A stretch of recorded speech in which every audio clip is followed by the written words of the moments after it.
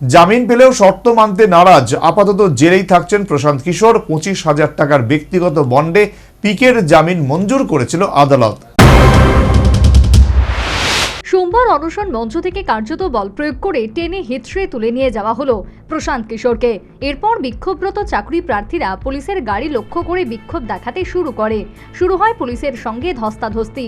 বিক্ষোভকারীদের ছত্রভঙ্গ করতে পুলিশ লাঠি চার্জ করে।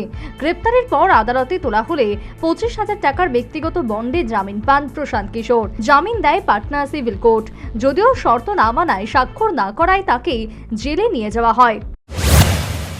आज सुबह 4 बजे गांधी मैदान में, जहां हम लोग पिछले 5 दिनों से शांतिपूर्वक सत्याग्रह कर रहे थे, मैं अनिश्चितकालीन आमरण अनशन पर बैठा था।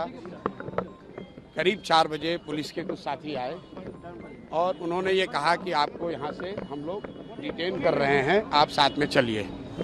पुलिस से कोई लड़ाई नहीं है, लेकिन उसके बाद जब गांधी मैदान से हम लोग चले तो पुलिस वाले उन्होंने हमें नहीं बताया कि वो कहाँ ले जा रहे हैं। वो मुझे लेकर एम्स में गए।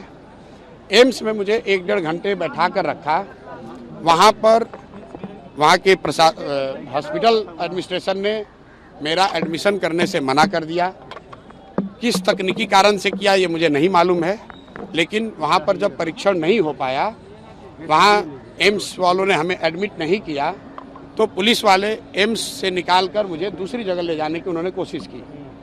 तब तक कुछ हमारे साथी समर्थक युवा एम्स के दरवाजे गेट पर आ गए थे, तो वहाँ से निकलते समय थोड़ी बहुत स्कफल हुई है। लेकिन उसके बाद जो पुलिस ने किया, पुलिस का बिहेवियर वहाँ से गलत हुआ है।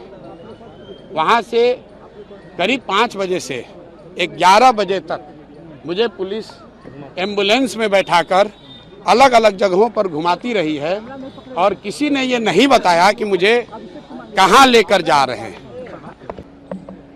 कोर्ट में मुझे एसडीएम के अदालत ने एडीसीजीएम जो भी हैं, सीडीजीएम, उन्होंने मुझे बेल दी है। लेकिन उस बेल में एक बात लिखी हुई है कि आप फिर से ऐसा कोई गलत काम नहीं करेंगे। शब्द मेरे दूसरे हैं, लेकिन उसका मोटिव यही है। इसलिए मैंने उस बेल को रिजेक्ट कर दिया है। मैंने जेल जाना स्वीकार किया है। इसलिए स्वीकार किया है कि फंडामेंटल जो लड़ाई है कि अगर बिहार में युवाओं को, महिलाओं पर लाठी चलाना जायज़ है और उसके खिलाफ आवाज़ उठाना क्राइम है, तो हम उस जुर्म को स्वीकार करते हैं और जेल जाने के लिए तैयार हैं। উল্লেখ্য, বিহার পাবলিক সার্ভিস কমিশনের পরীক্ষায় প্রশ্ন ফাঁস ও ব্যাপক কারচুপির অভিযোগে পরীক্ষা বাতিলের দাবি তুলেছেন পড়ুয়ারা। তাদের সমর্থনে পাশে দাঁড়িয়েছেন জনসুরাজ পার্টির প্রধান প্রশান্ত কিশোর। পড়ুয়াদের দাবি আদায়ে গত 2 জানুয়ারি পাটনার গান্ধী ময়দানে আমরণ অনশনে বসেন পিকে। সোমবার ভোর 4টে নাগাদ তাঁর অনশন মঞ্চে হানা দেয় বিহার পুলিশ। জোর করে সেখান থেকে তুলে নিয়ে যাওয়া হয় প্রশান্ত কিশোরকে। এই সময় আন্দোলনকারীদের সঙ্গে রীতিমতো ধস্তাধস্তি হয় পুলিশের। পরে গ্রেপ্তার করা হয় তাকে। সোমবার জামিনে ছাড়া পেলেও পিকেকে জানানো হয় তিনি ভবিষ্যতে আর এই ধরনের অপরাধ করতে পারবেন না। তখনই পিকে স্পষ্ট জানিয়ে দেন, শর্তনামা থেকে নির্দিষ্ট এই শর্ত না সরানো হলে তাতে সই করবেন না তিনি। এই অবস্থায় যদি জামিন নাও পাওয়া যায়, তবে জেলে যেতেও প্রস্তুত তিনি। জটিল এই পরিস্থিতির জেরে শেষ পর্যন্ত জেলেই যেতে হয় পিকেকে। পিকের আইনজীবী জানিয়েছেন, প্রশান্ত কিশোরের জামিন পেতে উচ্চ আদালতের দ্বারস্থ হবেন তারা।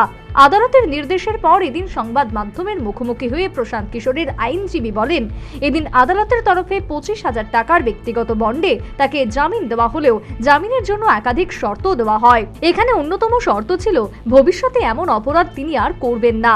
এখানেই বাধে সমস্যা। প্রশান্ত কিশোর দাবি করেন, তিনি কোনো অন্যায় করেননি। ধর্নায় বসা, আন্দোলন করা তাঁর অধিকার। ভবিষ্যতে তিনি যদি কোনো আন্দোলন করেন, তবে এই শর্তের ভিত্তিতে পুলিশ তাকে গ্রেপ্তার করবে। এরপর আদালতের কাছে আবেদন জানানো হয় শর্তনামা থেকে নির্দিষ্ট ওই শর্ত বাদ দেওয়ার জন্য।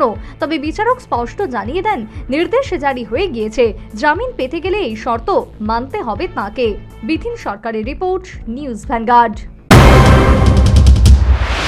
সিজা ইনস্টিটিউট অফ কিডনি সায়েন্সেস কিডনির জটিল রোগের চিকিৎসার জন্য এক উৎকৃষ্ট প্রতিষ্ঠান, যেখানে উত্তর পূর্ব ভারতের প্রথম এবিও অসামঞ্জস্য কিডনি প্রতিস্থাপন এবং মৃত ব্যক্তির কিডনি প্রতিস্থাপন করা হয়। এখানে 115টিরও বেশি কিডনি প্রতিস্থাপন এবং উত্তর পূর্ব ভারতের সবচেয়ে বেশি হিমোডায়ালিসিস করা হয়েছে এবং এই সংখ্যা দিন দিন বাড়ছে। সিজা institute of kidney sciences Tripura সরকার সহ অরুণাচল প্রদেশ, মেঘালয়, মিজোরাম, মণিপুর এবং নাগাল্যান্ড সরকার দ্বারা স্বীকৃতি প্রাপ্ত।